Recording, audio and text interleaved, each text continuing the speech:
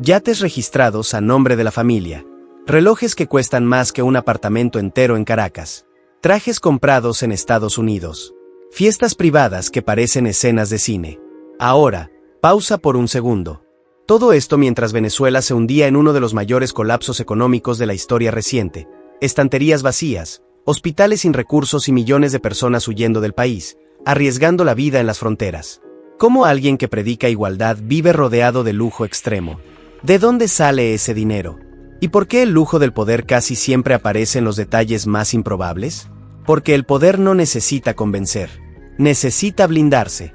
Y el blindaje cuesta caro. Hoy vas a conocer el lujo detrás de Nicolás Maduro, los últimos acontecimientos que sacudieron al régimen y el efecto dominó que todavía está lejos de terminar.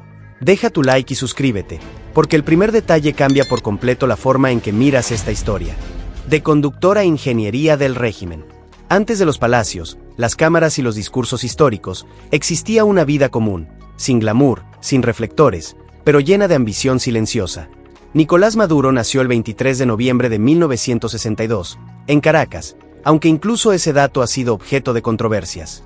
Y es precisamente de ese comienzo aparentemente simple de donde surge el perfil que más tarde dominaría el poder sin necesidad de parecer poderoso.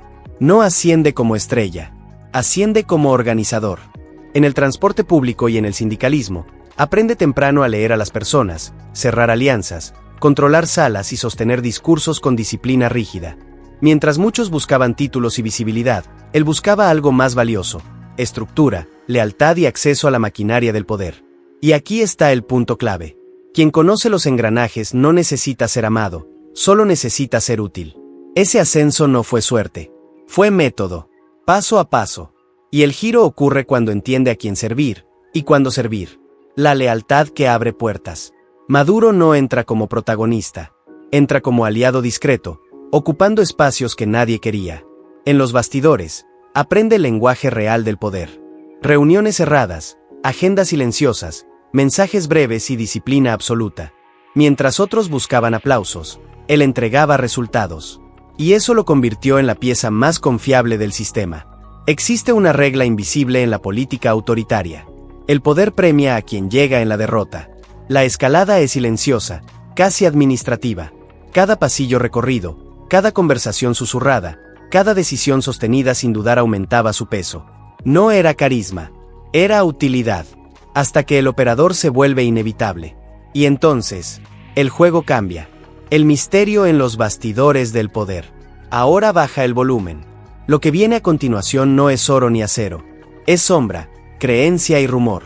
Reportajes e investigaciones periodísticas señalan que figuras del alto escalón del régimen habrían recurrido a prácticas espirituales y rituales como forma de protección y orientación estratégica. Nada de esto se presenta como sentencia. Son alegaciones, pero se repiten, crecen y se transforman en mito. Y el mito, cuando prende, se convierte en arma. El detalle inquietante no es la fe. Es el uso de la fe como herramienta de control y blindaje psicológico. Cuando la política se encuentra con el misticismo, la línea entre creencia y poder se vuelve peligrosamente difusa. Si el régimen ya tiene armas, dinero y fuerzas armadas, ¿por qué necesitaría también protección fuera del mundo visible? Tal vez porque la mayor guerra no esté en las calles, sino dentro del propio palacio.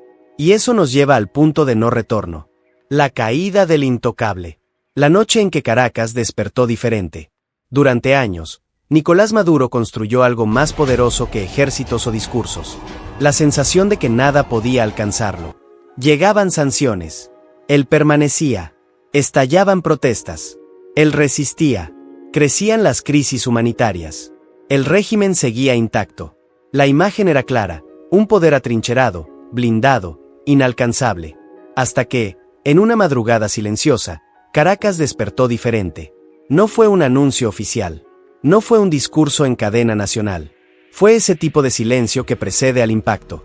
Según relatos que comenzaron a circular en medios internacionales a inicios de enero de 2026, una operación de Estados Unidos, descrita como quirúrgica, relámpago y altamente confidencial, habría sido ejecutada con un objetivo específico: golpear el núcleo del régimen venezolano.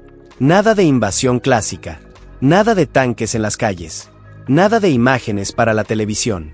La descripción que emerge es la de una acción rápida y focalizada, con rutas cortadas, comunicaciones interrumpidas y extracción inmediata.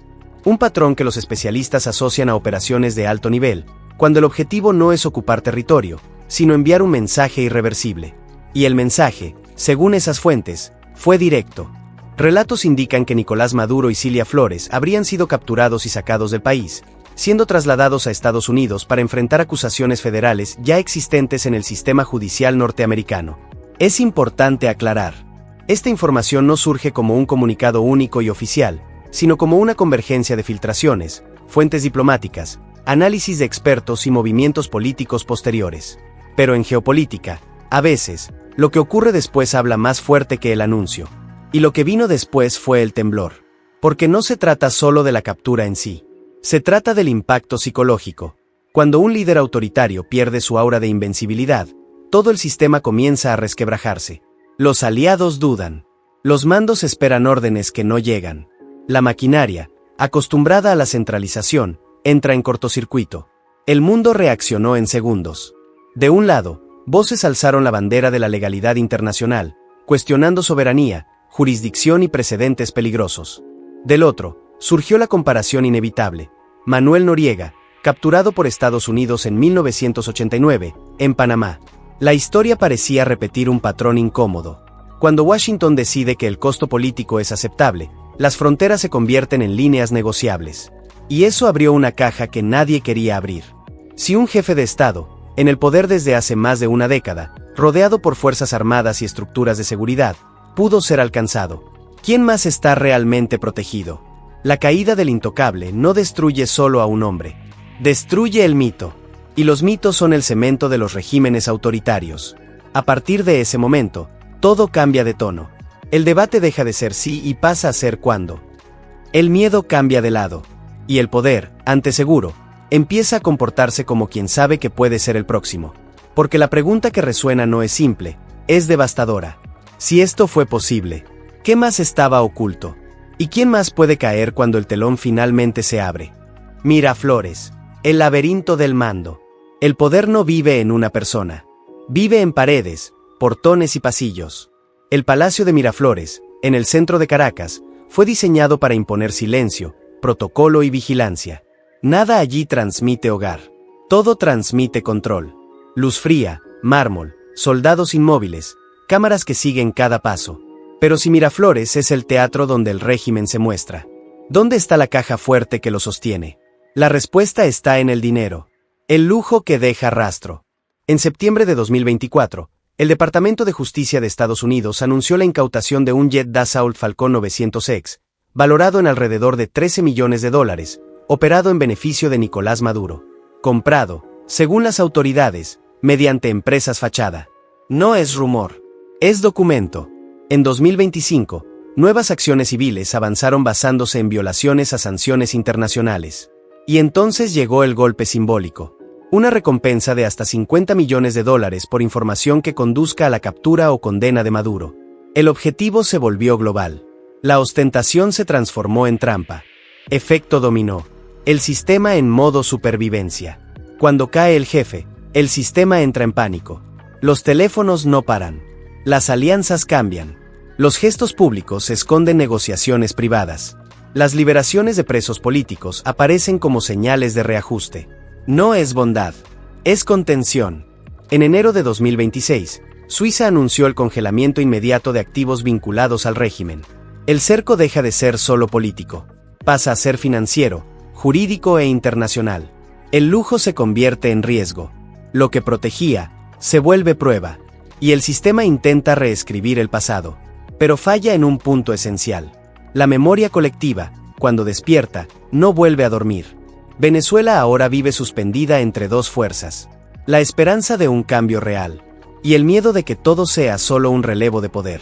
Entonces queda la pregunta final. ¿Esto fue justicia? ¿Una puesta en escena estratégica? ¿O apenas el inicio de una nueva guerra por poder y dinero?